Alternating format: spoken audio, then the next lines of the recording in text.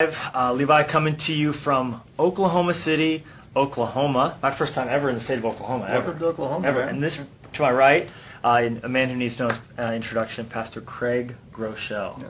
Hey guys. So, I probably do need an introduction to a lot of people. Oh, come on. Well, you'll get one. I don't think you need one because if you don't know who this guy is, he is a living legend.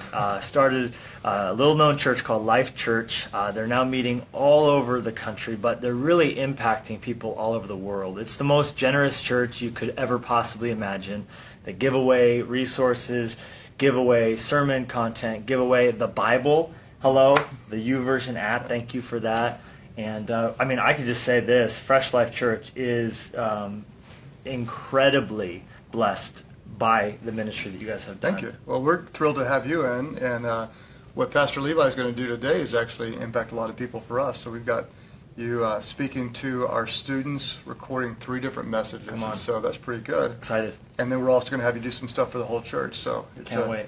Honor to have you in. Can't wait. Gosh, and getting to see, we've got to go to a couple different locations today and just see the beauty of, I think you guys just have a sense for creating beautiful spaces, but doing so in a scalable way. I've never called them beautiful, but thank you. They're the concrete and the art, it's intentional. I love the 4th and 5th grade room, or the 1st through 5th grade room, I think that's right, where they have rock climbing. It's just, I looked in that room, I said, my kids would love Jesus so much more if they could go to Life Church. Yeah. But today we're talking a little bit about sex and relationships and romance, because today's the day that Swipe Right. Woo! That's right. I didn't even have you Congratulations. everywhere. That's exciting. Swipe Right releases today all around the world. Releases today. Get it on Amazon, Barnes & Nobles, anywhere Christian books are sold. That's it. Yeah. That's a good. This is a really good book. Not his first rodeo. This is a really good book. This is actually Pastor Craig's copy. He's got a bookmark in it and everything. That's right. But also really excited for those for of me. you, I sure will, those of you on my Facebook page to check this out. This is Divine Direction.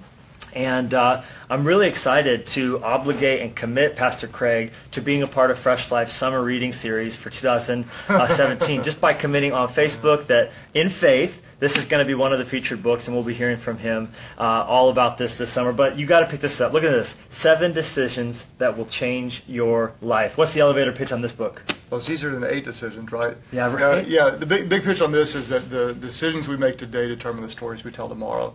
Most people tend to think that if they look at your life, they think, man, Levi must have made a few big decisions that led to this awesome impact, but you know that's not true.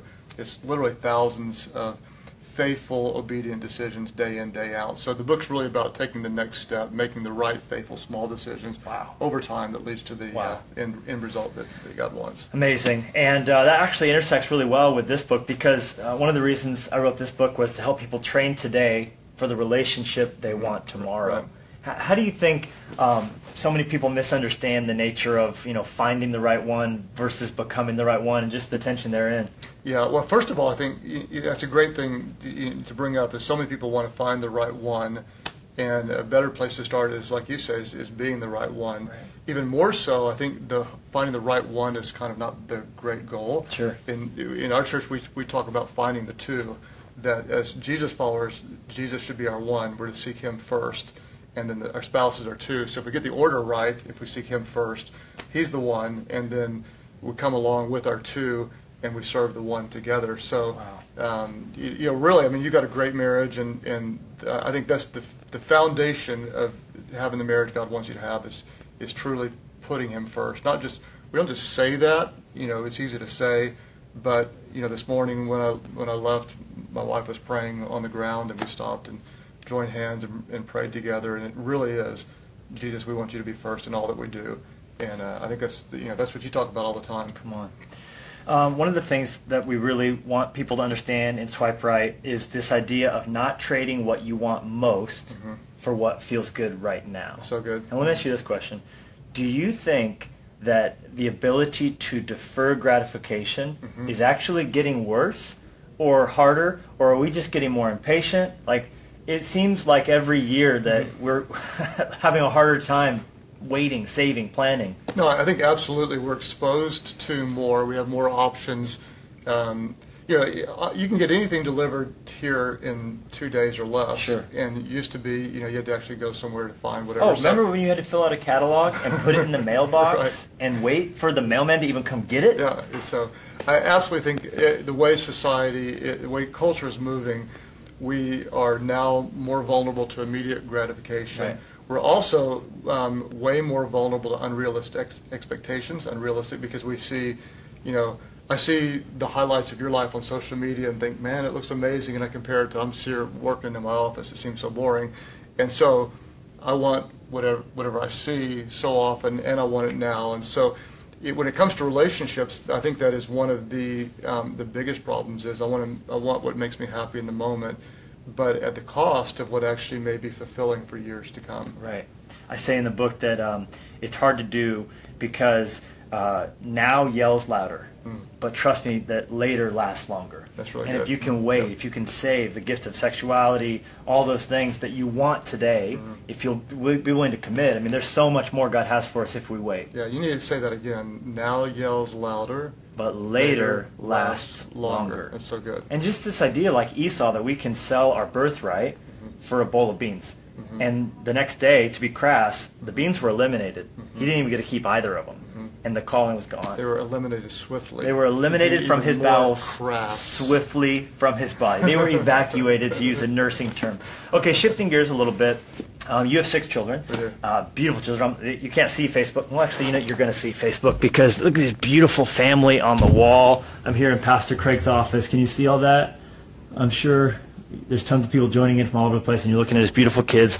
Kevin, you're going to have to make sure we get the shot back right on there. But 6 children, beautiful wife, Amy. How many years married now? Almost 26. Yeah. 26 years.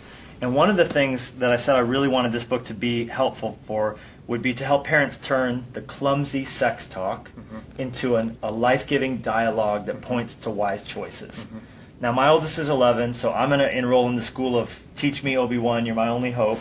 What are you relying on and Amy relying on? Is it one single talk like in the movies? They always try and make it look like it needs to be that no one enjoys? Or something else? Well, I'll answer that, and I might even tell you a little story about one of the talks I had with one of my kids that will remain nameless. But this one child thought that he or she knew everything. Right. And so I asked, what do you know? And this child told me basically nothing. So I went in and we explained things, and at the end of the time, this child looked at me and said, I will never do that as long as I live. And then this child looked back and said, and please tell me you never had to do that to Mom. And I laughed my brains out. So that's how. So anyway, I will never do that as long as I live, and please tell me you never did that to my mother. That's word for word quote. And notice I didn't even give the sex of the child because I really want to protect that particular child. But that actually did happen. My daughter said it on one of the Swipe Right sermons this weekend, and we've talked to her a lot. But she said to me afterwards, she goes, "There's some things I wish I didn't know." Right. And I actually think that's fair too. Like we home educate our kids, and so. Which I love that you call it that. When I heard that, I was like, "That's amazing, home educate," because we have such a mental baggage with the word homeschool. But we're educating at home. It sounds just more awesome. Yeah, titles matter, and so it helps our kids too. We believe in it, and a lot of different ways to educate. But this is the way our family's chosen to. So because of that, our children are often intentionally not exposed to things when other kids are. And with my oldest 2 daughters, who they both kissed one boy, and that was the boy they married when they got married, and so that's all. They're married now. How did you get through that day, by the way? They're not easy at all. Oh my gosh, I can't even imagine. I can't talk about the interview process of working with the potential boys. Well, these come in handy. These pipes come in handy for that. Yeah. But anyway, with them, my theory was, let's talk often, let's talk about everything, let's not have any category that's off the table. And so we wanted to be having every kind of dialogue with our children from the time they were young. And so the sex talk wasn't a, hey, here's the sex talk. Right. It was another day of open, transparent talks. And so, but with my older daughters, whenever we got kind of close to it, they would actually say, we're not ready for that yet, let's talk about it later. And so I'd kind of even probe and do you have any kind of questions that are coming up about boys and girls? And so what I want to do is I want to respond to their need and their curiosity, because when they get curious, they're going to find things out, and I want them to be finding out from us, not finding out from less appropriate sources. Well, nature abhors a vacuum.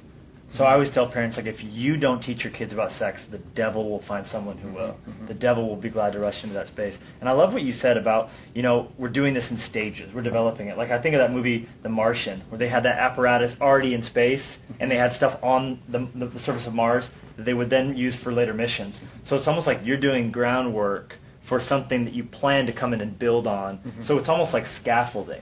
So Hollywood maybe came up with the notion of it has to be one talk. Okay, now it's talks about the birds and the bees. Kid already knows about it because he's been online. And now, I don't know about you, I was exposed to pornography in 6th grade. My dad was exposed to pornography as a freshman in college for the first time. But now USA Today says kids are seeing pornography as early as age 6 for the first time. So there's this compression. So we need to be fighting the battle, I think, earlier, sooner, and laying track that can then be of benefit, but that we don't put the pressure on one moment, but it's a lifetime dialogue. So I would ask you a question too, as the author of Swipe Right, which is a book you all need to get, hands down. The two books today, Divine Direction, well, Swipe Right. One of the reasons why I think everybody should read this is just because of, first of all, your marriage. Secondly, for how many years have you been teaching this type of 14 years or 13 years? 13 years teaching. So you're on the front edge of knowing what's going on in the lives of students and helping people toward having great marriages. But what do you recommend, and I'm asking this as a dad, we're working on, a 12-year-old, 13-year-old wants Snapchat, wants Instagram, Sure. They've got access to all this, and we know, one wrong hashtag on Instagram and you're into Nightmare. a lot of trouble. What advice do you have for parents? Well, I would say two things, and I think all my expertise comes with the tender, oldest born being 11. But I think we always are going to be in between abandoning the world to not be contaminated by it and abandoning the world so then we can't be there to reach it. And I think there's going to be a tension anytime we're intentionally trying to reach the world, because Jesus, was accused of being a drunkard and a winebibber. So there's obviously danger there. And we know he wasn't getting drunk and he wasn't, alone with these girls that he was ministering to. But there was tension, is all I'm saying. And I think as parents, we kind of tend to want to solve tension. I know as pastors we want to resolve tension, but we have to be comfortable with it enough to say, my kid's going to be a freshman at a state school or something. He's going to be out there. She's going to be out there. So I don't want that to be the first time they have access to evil. There is access to sin. There's access. So as opposed to hiding them from it, preparing them for it. And I think the best analogy I've ever heard was Dave Ramsey, what he and Rachel talk about, the little bit of rope, and so we've used that where we give our kids, hey, you have a little bit of rope now. You could look at stuff on Instagram. There is this page. We're going to check with you. We're going to look at it. We're going to monitor your recent likes and all that. But you can bring things into your life that will harm you. You can bring things in, and I think where there's trust and there's not that restriction, because rules without vision leads to casting off restraint. So I think it's that relationship. What do you think? That's good. I agree. I do think that because my identity was formed without social media, Right. And so 12-year-old, 13-year-old, 14-year-old, I think we need to be wise in what we let them use when their identity is being formed. Because if it's all about one, fear of missing out is a really big thing. Why was I invited to the party? Totally. 2 is I can't afford what they have, and so I feel discontented. 3 is I don't have as many followers or as many likes. 4 is I have to put on, I have to put on the perfect filter, the perfect image. I have to post, and so in a sense it trains us to perform. So I think we have to have all that, recognize what the different challenges are, and then decide at what age do we appropriately let them use some of these tools, because there's some benefits from them as well. For example, with 6 kids, we've had different rules for each one. So there's no set rule. When you're such and such age, you can have whatever. You get a date here. Yeah, and it's just not. It's based on your character, where you're strong, where you're weak, where we feel like you are in your spiritual development. You can do this, and you may not at the same age, but you may be able to have a different freedom. Right, and right. so it's we're going to have equal love, but not always equal rules, depending on where they are. And with 6 kids, they're kind of used to that because we established it from the beginning. But based on how you're doing in other areas of life, you'll have more freedoms. And so, and there's no clear-cut rules. That's but awesome. we are erring on the side of high communication, and then delaying. I'm not going to give unlimited access to a device to 8, 9, 10, 12-year-old. I'm going to have some safeguards on it So personally. it's constant monitoring. There's never any, here's the rule, and then we just gotta let it be. You have to keep watching it. Yeah, and I'm gonna have some safeguards. Meaning I don't have Safari Unlimited where you can look at anything, and I'm not going to give them freedom to download any app they want. Computer in the room, door shut, not going to happen. Yeah, if you want to download an app, you need to come to me, and so we're going to. iTunes is pretty good with that. Where they this morning, I was preparing my message, and I got my daughter was asking for an app, and it asked me, and I get to look at it, look at the reviews. In this case, it was an app that would tell her to track her screen time, because I used an illustration in my message about how many minutes we'd spend a day on screens, and so she found this app that is going to tell her how many minutes. So it was just kind of a cool thing, and I was like, I approved that, sent her a smiley face with hearts for the eyes, immediately, and I love that. So I don't want her the first time she gets access to an internet device to be at 18. That's just going to really devastate her. Okay, kind of a last topic here. One of the big things I say about the book is that in Swipe Right, and I learned this from this day forward, is Pastor Craig's most recent book on marriage, and I would really strongly encourage you, if you're looking to develop your marriage, Swipe Right has a lot about marriage principles, and especially, and I would say, marriage principles before it begins. But if you're looking for more ways to strengthen your marriage, I cannot tell you strongly enough that you should read From This Day Forward. And that's on Kindle and every possible platform you can get it on. But I talk a lot about marriage before it starts, because I think marriages a lot of them are already doomed before it begins because of what's brought into the relationship in the baggage department, wouldn't you say? Absolutely. Well, the writer of the Hebrews says, keep the marriage bed pure, which is interesting that, a lot of people think, well, that I'm going to work on purity when I'm married, but man, ahead of time is the time to be, to be the person you are today that you want to be later on. Right. And I don't know who it was, Louis or Andy said it first. Become the person that you want to. How do I say it? Become the person that who you're looking for is looking for. I love that line. Become the person you're looking for is who the person you're looking for is looking for.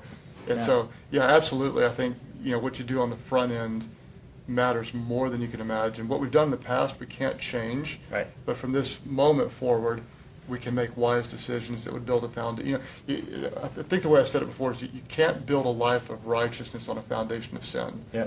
You can't build a future marriage of righteousness built on a foundation of sin. There needs to be that reset point. And so someone watching today, you could feel condemned, like, oh, well, I've already done so much, and the enemy wants to rush in and pile on that condemnation. Well, it's too late. You're just good at sin, so you might as well keep there. But God can always do a new thing. He can always build on the uneven foundation. He did for us. I was when I went to college, I wasn't a Christian, and so all the baggage that comes with that came with that. Meaning, my goal was to be with the girls, and when I became a Christian, that changed.